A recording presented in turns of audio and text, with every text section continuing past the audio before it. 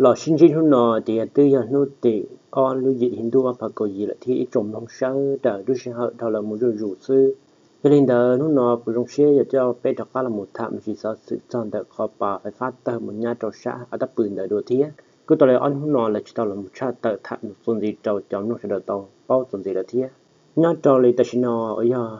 có tay mình ở giờ đây nhà đồn trà chỉ giờ là cứ chờ ta tỏ chân chia cho vào tàu xuân hải là chia cho tàu ở đây một trong một là ở dân chia chỉ bỏ đi ở giờ cho ở tàu ở một cho chia là chia tàu một nhát tàu tê hai giống thì là cún chia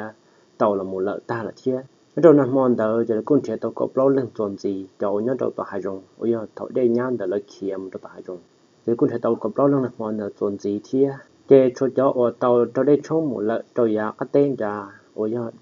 chia cho tàu bỏ ta đi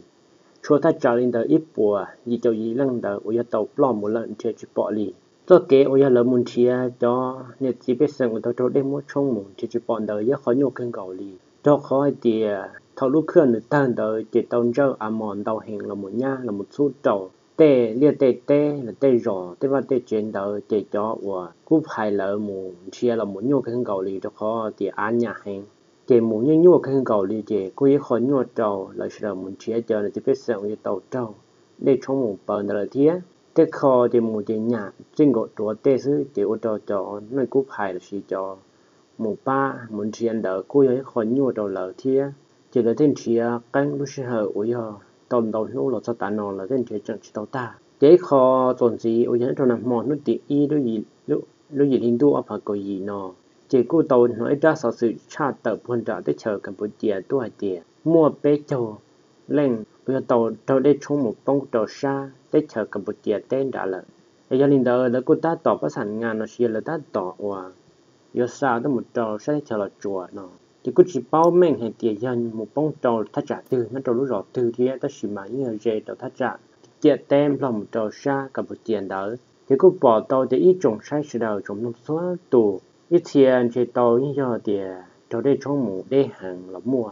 họ cho khổ như vậy là mua chỉ cho vào mù tàu xa Campuchia tới giờ bé châu lần là chỉ tới giờ chống tại rồi đi là cho họ thì tổng thể đây mua rồi anh chỉ những giờ khổ chơi xứ chỉ cho tàu đây trong mù chỉ giờ chống xứ chỉ lần thì chỉ li ở thắt trả ở dưới trên đó xứ chỉ là những thì bỏ ta cho ở tàu đây trong mù đó cho khó hay tiền để mua rồi thì để trong giờ trong ít xíu một đêm hàng là thì lần thêm một chút ta để như bỏ chút ta là do họ lựa ở cho nơi cúp hải đó là những nhân chia có tàu có ta nó ta chỉ mà yêu khó nhiều đầu lợi bây giờ là nhân chia ta mà nhiều hàng cho có tiền đi tàu hải đâu bên đó ít khó kỹ nhiều nhà ăn nhà uống nhà nọ thì lấy một lần đầu ban đầu bờ cơ ta chỉ nếu khó nhiều đầu lợi liền đó chỉ có do hỏi liền chia bỏ có ta mà khó nhiều cơ cả chỉ là chuyện mù dân đến chuyện tàu nó mù chỉ là chuyện hay tiền cho ta là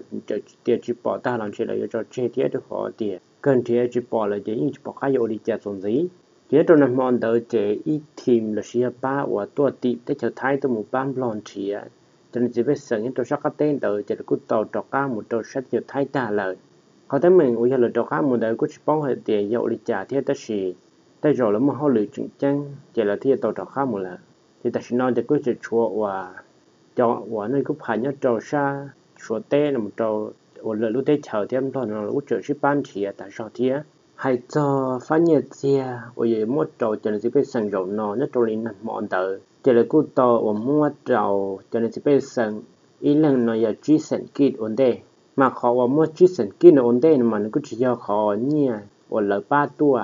nó sẽ cho tê chờ lùng trâu cho nên chỉ biết sẵn lợi tê nó 3 tuổi họ chỉ xem là bây giờ cho nhẹ và là thằng bạn muaส่งเสริมlà chỉ mua và ส่งเสริม ổn định cho cho nên chỉ biết xem tại tàuอยู่ช่วงนอกtàuอยู่อยากอยู่สายอยู่ ổn định 的ซื้อไอ้ mua ว่าจะnhẹว่าเท่าสิ ổn định ซื้อนี่จะ要เขาnhẹ là mùว่าทุกแทนlà chỉ là mùว่าป้าจอกเขาเลยตอนที่เกิดตอนnhẹว่าแต่ว่าเตะเจเตะเรียกเตะเชเตะว่าโทรทัศน์เตะว่าตู้เย็นmột đầu cho tôi dạo ở trong cái bộ chuẩn tới như tôi do việc đâu khó ta chỉ nó là cú chờ thì cho nên ở tàu bảo nó là thế là cú chờ chân thì hay để họ tách mình ở là bộ chuẩn của nó cũng bảo đi trả tiền tàu cá lúc sau ở thì là thì cho nên nó sẽ dùng trả ta thì là cú mà li họ cũng khó hay tiệt ý gì nào giờ bám mình là chỉ tiệt giờ bữa trưa bữa đi trả nhẹ chỉ là cũng mà li họ phải trở li họ cái bữa trưa đầu thiế vì ở trường chuẩn tàu giờ ở lại giờ trường giờ ba giờ cho nên chỉ biết sang nó xử lý ta chỉ nó là cũng chỉ mà trẻ nhỏ chờ làm nhỏ tròn đầu không cản bộ khổng sư làm nhỏ đầu tay lưu trẻ cờ nó đi sư trẻ trường chúa đầu tròn tàu giờ để trường ở ấy lưu rõ ta sắm bán và chỉ quay lưu rõ cọ một tàu mà ta thản thế là một và ở chế đầu cho nên chỉ biết sang đầu là cũng chỉ cho chơi thế cũng giờ trong chế chế chỉ bằng đầu là một xí ở thế mà để chế ở thế khó không nên một chỗ chắc phải ở số cha số giả cọ tàu mà ta thản chỗ cho nên chỉ biết sang nói chế rất khó trường xin đầu chế giờ lên đầu là thay mua khó nhiều vấn đề là chỉ sản khi là tôi sẽ đầu sư cũng một ít xìa cho những trò học Facebook là cũng mua cho là một thả cho khó nhiều là nói tiền cho Olicha cho nên bao nhiêu tôi một trò cho nên chỉ biết sang nó cho $1 sư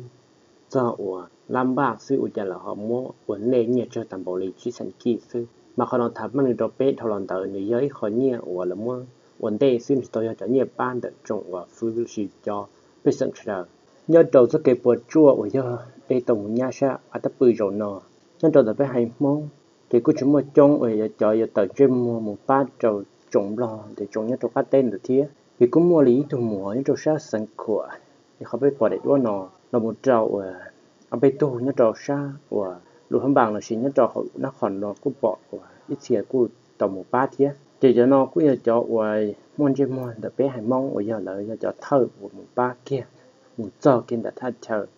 ở giờ ở đáp bự đã nếu bỏ to thì cho lo những đồ sáng ra chỉ là tập bỏ bây giờ mong đồ hay thì bây giờ mong rồi trả thiệt chỉ nên trong này tụi mùa ở cụ tàu hải nó chỉ cụ tàu tiền có thay chờ ra chỉ nên cụ tàu nào có chịu mong kia một tròn ra hay thì có lẽ bỏ hay thì bây mong rồi trả nếu thằng một tròn ra chỉ lấy chỉ bỏ hay thì nếu mong thì chỉ có chuyện thôi thì nếu tôi hỏi thì tôi xứ nó là vậy cho ông nhớ cho sáng ra mà lấy chỉ báo thì cho nhớ chọn một trong bảy năm một lấy báo để chỉ cho sáng ra chỉ báo để có chuyện không liên đầu thì nên cứ tiệt ô cũng nhớ cho xem khoảng có xứ yếu tố ba nên mình chỉ để xé xứ thì còn một ban đời thì cứ chỉ hai thì ba đi trả thế thì mà nên cứ chỉ hai thì ba đi trả thì cứ tàu và cái ba là đó biết tu sinh gì cho nên lúc bằng thì là cứ tàu và mua sử dụng tên nha ba đi chơi bùa thế nha con giờ toàn dùng tên là một bát rồi lại xứ thì rồi nó chỉ có trò là bao tiền ô cũng mà bây giờ mong một ba là những trò giả cái tên đầu tiên là khỏi tiền sáng đã chúng mà bây giờ mong thì là cũng tàu bao mong dùng để dùng trả theo thì gia đình đây rồi nó cũng rồi là bao thì muốn bây giờ mong cũng một ba là thiết rồi thì chỉ trông là giờ tôi sẽ bây giờ bé thì ô bé giờ mong một ba là thế thì khỏi dùng cân cầu đi đời nó có thật dồn gì cho họ tấm bằng mình chỉ vấn đề tạo bên những thổ nó hãy cho họ là tham bản lo chỉ bỏ rong là sử dụng trợ lý cho và nên tầm một hai tiệt là tham bản lo chỉ bỏ rong cho và nắp khâu là sử dụng cho cái cần không muốn những đồ sát thay thế là liệu tết thở cả tôi muốn đồ sát sẽ làm sai sát đắp bự là tôi muốn cái cần không muốn trả mà hay do tiệt là tham bản biết bằng là sử dụng tiệt là tham bản chỉ xa bu là tôi muốn cái cần không muốn khó nó mà chỉ do nó này vậy là tham bản tao làm tự hay tiệt là tham bảnยิ่งจอดใจเฉลยมงถ้าชีตัวยโมเก็บการชีตัวยโมนักเข้าเนี่ยเราพื้นที่ถ้าปือว่าถ้าจะได้ยันเดิมมาจะจุว่าเตากำว่าจอเกจใจละชีจะจะเตาจูงเบลงทันเบียนที่ชีเทียมาเทลิมจะเกจใจมัวลุบว่าหน้าที่ละโมรายงานชีละโมว่านักเข้าเนี่ยเราถ้าจันเดิมเราเนี่ยจะเล่นตื้อจะต้องการว่านักเข้าจะจุเตาว่าลงทันเบียนจะจูว่าเจอเลยจะเจ้าหน้าที่หายซื้อเจจะพวกว่าขอได้ยาว่ายอมั่วเก็บปวดจวดเราจะได้สิเป็นสั่งเชียเราหรือได้จำลองนอเทียนนะเจเขาตั้งเหมือนว่าเราหาดินแต่มันเชียตัวทำบันก็ตัวละหมดยืนยันหาดินเต๋ออีกคนสีที่หายซอจะว่าเกษตรและเชียจะว่าเนี่ยจะเอา Facebook เขาจะจ้างชาว่าจำลองแล้วเพย์มั่วจะดัวหนึ่งตัวว่าจะเนี่ยก็ภายในมันเชียปอจะว่าเนี่ยจะเป็นสั่งว่าเราได้ช่องว่าเราตัวหันเต๋อจะละหมดจอเราได้ Facebook nó xia tàu mua để khó để chỉ một trang cho là một hai ô đầu đi gọi lại tàu nhìn ở đầu Facebook thì còn nên tôi một sai tôi một comment cho trong chỉ trong này nó nói rồi cũng mới ra trang cản tôi một chỉ cho nên và linh đó để khó chúng một trang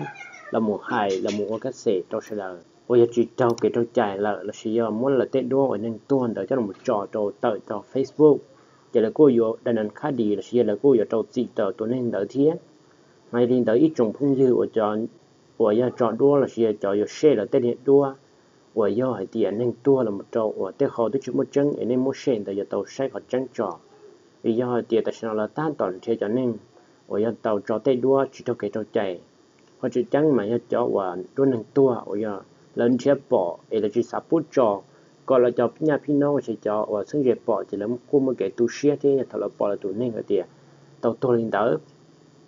ta sử dụng lấy tu sửa giàu lại tiền là tu nên tàu bảo là ta sử dụng để lấy chữ bỏ thì cũng nhớ tùy dự ta sử dụng tàu bỏ thì cũng một cái qua cái tu sửa cho khả năng là cũng chỉ sắp bút tàu cho nên thì bây giờ chỉ là tôi dùng sai khả năng thiệt